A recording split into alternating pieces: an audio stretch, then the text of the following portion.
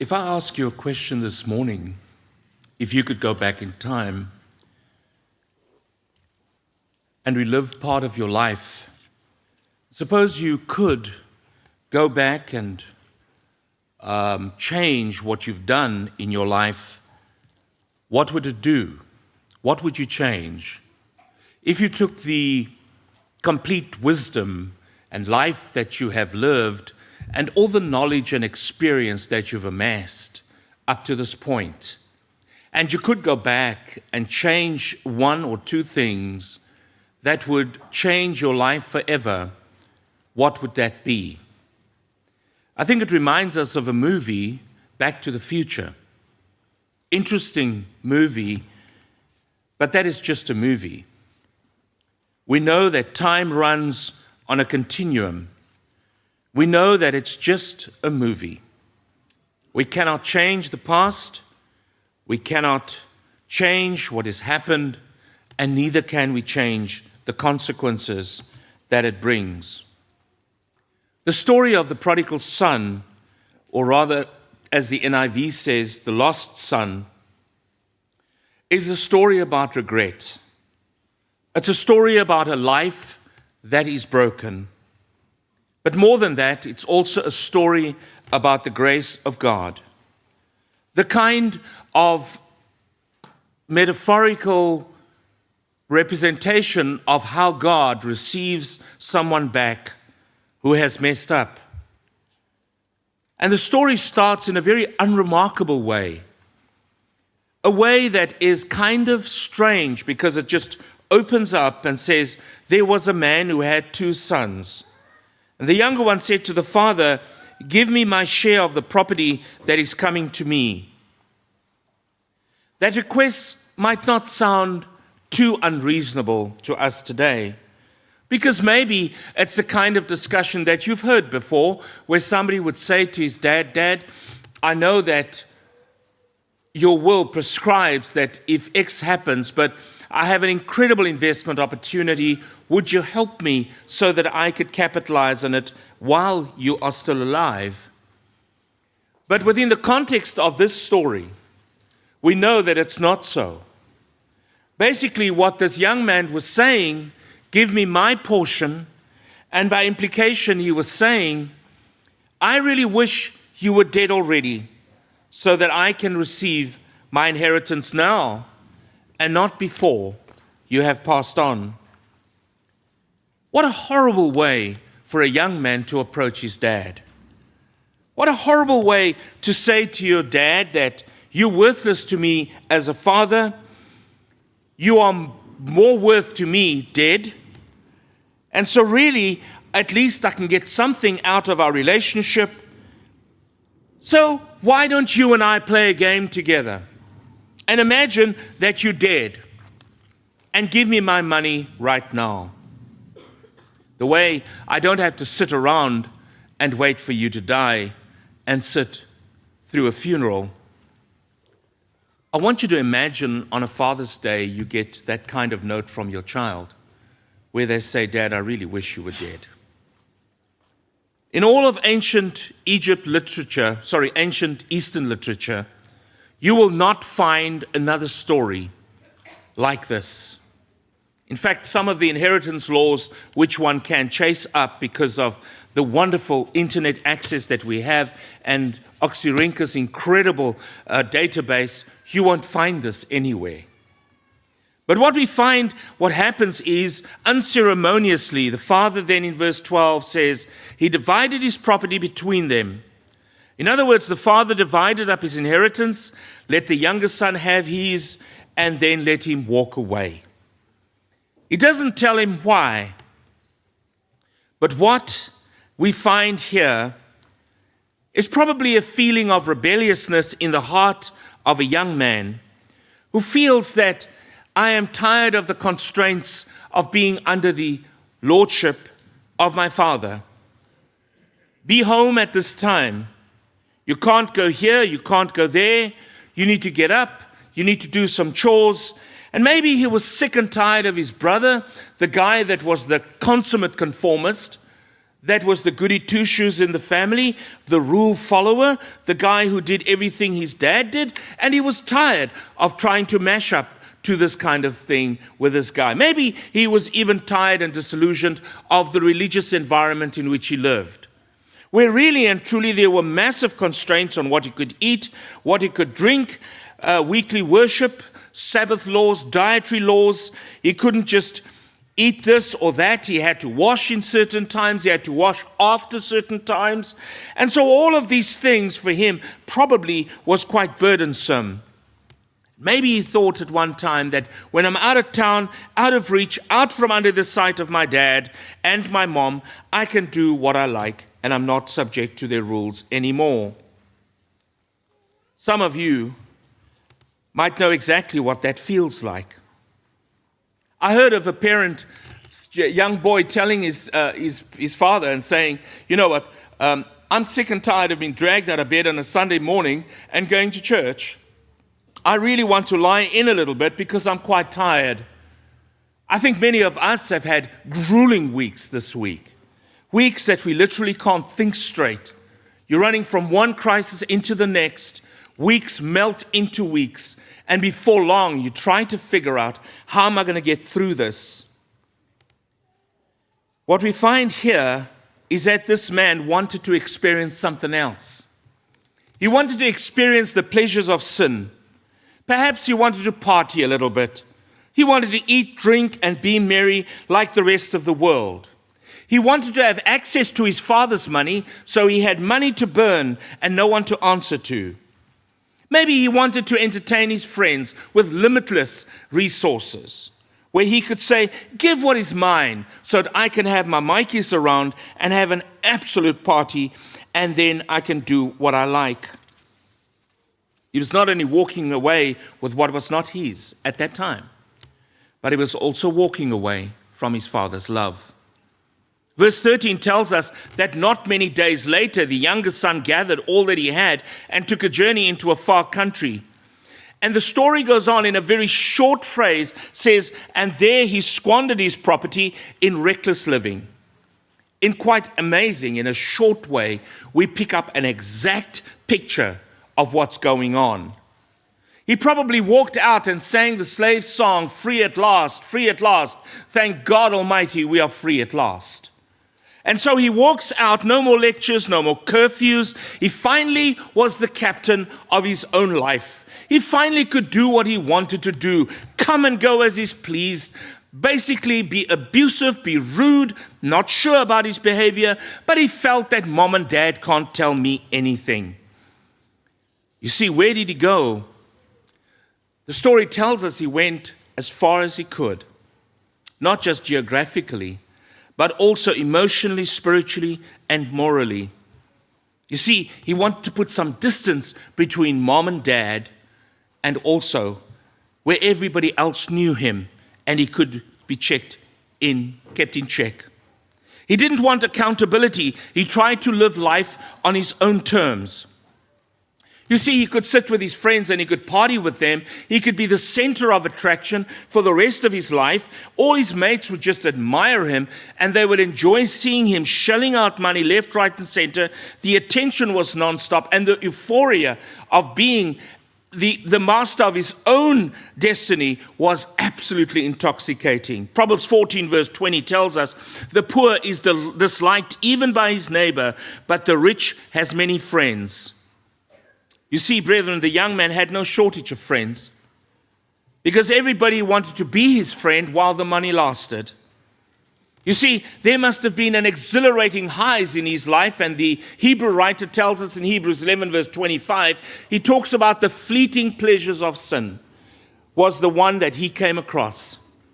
I think we need to understand that if there wasn't any pleasure, there would be no reason for him to be in that situation at all. You see, I remember a day when I was at the prison and I was talking to young men in prison, talking about their lives and talking about what kept them engaged in what they were doing. And the young man said to me, Uncle Dereck, I don't know if you know, but sin is intoxicating and it feels good. You see, this is exactly what we're talking about, is that through caution to the wind, and because the fleeting pleasures of sin was great, we often don't think about the consequences. Very rarely would you find a man or a woman taking a hammer to their finger and knocking that just for the sake of it, or be tempted to knock his finger. But by accident, you will knock it maybe. But the picture I want us to see is that when you and I are tempted, it's often tempted into an environment which has the illusion of great pleasure, great joy, but what we must understand that it is fleeting and it has a finite number attached to it. And until you understand that, you will always think that it will go on forever. I receive emails and WhatsApps quite often. And those are sometimes very deep and they are very private emails. And there was one of many, many years ago. I'm going to read just some of the things that came from this email. The person's probably an adult by now, probably married, and probably have moved on with their life. And basically saying that they wanted to talk to me about something, not from this congregation, but they want me just to advise them about certain things. And basically the story was that she says, look, I am a Christian. I'm going out with a wonderful young man. I have still pure, and I'm going to leave it right there. And I'm being with a guy that I really love. He's a wonderful, wonderful man. She says, when I'm with him, I just feel my world just becomes so exhilarating that I want to be with him all the time. And we have been talking about the idea of taking it to the next level. And I'm using euphemisms because I want to be respectful. And the story goes that she says, I know that it is not within God's will, but I love him and it feels so right at this moment. I know that if I do, I will have consequences to pay for this later, but it feels so right, and I've waited all this time to do it with the man that I love, and I love him so much. Then would it be so bad for me to do at all? You see, brethren, what we're talking about here is that I don't want to walk away from this moment of pleasure that can provide for me the kind of exhilaration that I will enjoy and live in the moment. You see, brethren, that's exactly what the Bible talks about. You see, even in 2 Peter chapter 1, he talks about spiritual myopia, which kicks in when you lose track of your spiritual rectitude. He talks about moral purity. When you lose track of that, when you lose track of God's provision that says these kind of things can only occur within a sanctified and exclusive relationship that is covered by a covenant of God, we might throw caution to the wind and say, I hear what you're saying, but at the moment it is just, it feels so right. And so inside of that we see this young man. But you see, there are consequences which are dire. There are things like guilt, regret, the ache in the soul, where when one looks back at what had happened, you start to think, I should never, ever have done that. You see, the idea, and no pleasure can cover up that pain. No alcohol or no drugs can numb the absolute pain of regret and personal shame. And that's exactly what happened to this young man. In verse 14, he said, when he spent everything, a severe famine arose on that country, and he began to be in need. The timing could not have been worse for him. The economy collapsed. Suddenly, good times vanished. And the resources that he could have had to sustain himself through those difficult times, had he waited for Dad, or he waited for Dad to provide for him, all the friends disappeared, and things just became very bleak for him. No money, he was all alone. The illusion of being top dog is now suddenly completely eroded. The people that he had as friends were not with him anymore. He was starved like a beggar. Although he feasted like a king at one time, he was now completely alone. But that's exactly what happens. He thought he got what he wanted. He left home to escape the idea of accountability from the family. No more rules, no more expectations, no older brother to live in the shadow of, no more religion. He broke free from that, and especially not from an overpowering helicopter mom and dad. I want to do my own thing. But you see, brethren, here's the key, that there are external factors that you and I cannot control. You see, bad times end, and so do good times too. I cannot begin to tell you what COVID did to so many people. I see people in for counseling from outside, and I've noticed in the last few months that many folk would say, and I'd ask, give me a time frame as to when things really went wrong. Well, you see, at some time things went great, but then COVID happened. You see, brethren, this is kind of what happened here. These things come suddenly on you. And at that time, everyone is in a crisis. But he had another plan. He thought, hang on, I could make things happen. In verse 15, he said, so he went and hired himself out to one of the citizens of that country. He sent him into his fields to feed pigs. And he was longing to be fed with the pods that the pigs ate, and no one gave him anything. I want you to think just how hard it must be to literally reduce your life as a Jewish boy to literally being feeding a pig. The desperation must have been overwhelming. The feeling of valueless and saying, how low can I go? And then from their life and in the economy would say, we can go lower still, friend. Sometimes people will say to you, people won't listen until they hit rock bottom. And that is so true. They play on the periphery, they play the game. And you watch as they play the game, and then the question is asked, how low can you go? Well, yeah, it tells you can go even lower. He went low where even his religion could not even provide him the pride of saying, I'm not going to do that. The text tells us that even the foods of the pigs seemed pretty good. As he sat, looked at like a man who fed pigs. He dressed like a man who fed pigs. He smelled like a man who's fed pigs. He was slowly starving to death, so thin you could probably count his ribs. But in verse 17 is the turning point. You see, sometimes we play the game and we play the game until we start to figure out, now hang on a minute. Verse 17 is the turning point, which says, he came to himself. In other words, brethren, sometimes you need that point of realization where you actually stop and say, hold the phone here. Something's wrong with this picture.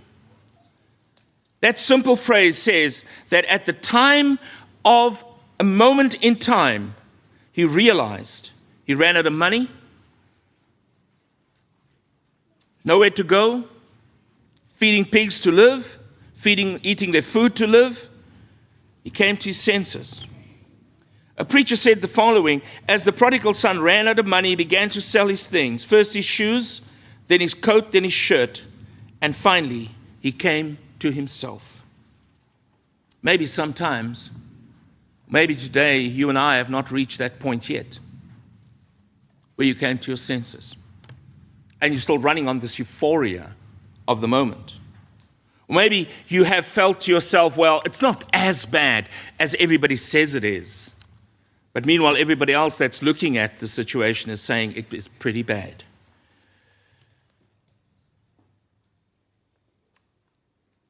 I'm sure you and I have been there when something happens. And you come to yourself and say, now, how did I get here? How did I get here? What happened? You see, sometimes we have this view of blaming other people for where we are. Sometimes we say, well, it's not me, you see. It's my parents, because my parents did this and that to me. That is why I am. I cannot be blamed for the decisions that I've made. You will understand, because you know this is how I was raised. If you know my parents, that they were overarching helicopter parents, you would do the same to get away from them, wouldn't you? You see, at the end of the day, you've only got yourself to blame, and you need to own your troubles. You need to own the consequences of your behavior. You see, I've worked with people for over 30 years of my life, and I still work with them daily. But one of the first cardinal marks is, brethren, until somebody says, I am responsible for my life and the decisions I have made, you will always find them lying, obfuscating, trying to project, trying to blame other people, trying to lie, deceive, until they say, mea culpa, I'm responsible. And you see, brethren, this is the critical mass and the turning point in this text. You see, when he came to himself, he couldn't excuse personal sin. I did this. Nobody else did. I need to take personal responsibility for the situation that I'm in. And I've watched people run around in churches, brethren, all my life. I've just experienced it, and you'll hear about it a little bit later. But deep down, he was ashamed of himself, ashamed of what he had done, ashamed of the grief and pain that he had caused, ashamed in the way that he's wasted his life. He didn't just want to starve to death. The only person he knew that could still care was his dad, was his father. I want you to understand this fundamental truth today. Nothing good happens in a man's life until he comes to himself. Until you are playing the game of arrogance to blame other people for your behavior, I promise you, not even God can reach you. Although God is waiting on the sidelines saying, come home. It's a beautiful song of a cappella, and I was going to sing it to you, but I'll spare you the pain, where he says, come home. Come home. Come home. Softly and tenderly, Jesus is calling. And you know, brethren, he's calling you not in a violent voice saying, you better come home. No. He's whispering. Brethren, I'm not trying to be funny, but I can imagine, please, and I know I'm using hermeneutic license here, that his probably father was praying at night and would have said, come home. And I'm just imagining maybe the angels were taking this message across to his son, and he heard it and saying, my dad's still there for me. I can come home. Once you come to yourself, you can then deal with your failures and own them. You see, he stood at the crossroads, and the crossroads is that I need to make a choice. Nobody can make it for you. You're not going to come into a congregation and start making everybody else make a decision to change because your behavior is just downright rude. It will not be tolerated here. Not today, not tomorrow. You see, there are certain things, because this congregation, this church is not ours. It belongs to Jesus Christ, and it's called the household of God. And that is why his ethic, his morality, his standards are not just temporary. It is absolutely immersive, and it is enforceable within this environment. But listen to what happened when he came to himself. He chose the other road of courage. Rather of obfuscating his responsibilities, he said, I need to go back. He stood up for himself. And then he says, I need to go. I was hungry, controlled by pleasure, rebellious, angry, and defiant. I can't do this anymore. I messed up. Many years ago, I spoke to a multi-millionaire, and we were having lunch together. And I asked him, how did you become as wealthy as you are? And he says, why do you ask? I said, no, I want to know what the driving force is within you. He said, I am scared of an empty stomach. I said, why? Because I lived it during the First World War, Second World War. And I said, did that drive you? He said, absolutely. You see, if you look at this empty stomach that got him to think, it says, hang on a minute, in my father's house, they've got food in abundance. And then he has this discussion and internal dialogue, and he says, on the road, he chose, and he sat with this, and I love the Afrikaans woord, die uitmergelende interne dialoog, waar hy praat met homself en sê, ek het teen God in die hemel gesondig. I have sinned against God. But then he has the courage to say the way forward is back to God. He came to himself, and that was the turning point. He knew that he faced rejection, shame, and judgment. He says, I know what Dad's going to do. Dad is going to be so angry with me. Dad will take me in, but I will not get back any of the inheritance that I've done. He'll be ashamed of how I dragged the family's name through the mud. My older brother will say, see, Dad, I told you he's up to no good. And then also say, I warned you what would happen to you when you come back. You see, on his trip home, I would imagine he was rehearsing what to say. He says, I'm going to face people rejection and people's laugh and sneers. But I want us to pay attention to this, brethren. Without the courage to go home, nothing happens. Because repentance isn't just realizing that you've done wrong, but it's getting up and going back where you ought to be, where you belong. It's about a sense of identity that's been reclaimed, that's been given to you, but you have messed with it and thought that I can find another identity among all my mates in this world because they are just better than this absolute tight folk here. I need to get out. You need to be honest with yourself, take courage and admit your weaknesses. It takes courage to believe in God, that He still loves you. It takes courage to know that what I have done and walk away from this mess, it's just not worth holding on to. It takes courage to trust in God and the promises that He's got and say to Him, I want what you have to offer, God, no matter what it takes. And that is what God wants us to do. And maybe today, you are that prodigal son. Maybe we are the prodigal son. You see, not everyone will support your decision to do what is right. Satan will see to it. He'll frustrate you and say, oh no, I wouldn't go back. You know what, remember that guy? And they'll put some names before you and say, well, so-and-so is just an arrogant guy and, they're going to be so rejoicing that you're coming back. It takes courage to understand that when I come back, I come with an open heart to God, regardless of the cost. I almost want to add in the same text of Luke, in the book of Luke, he talks about the cost of discipleship, but there's also a cost of returning.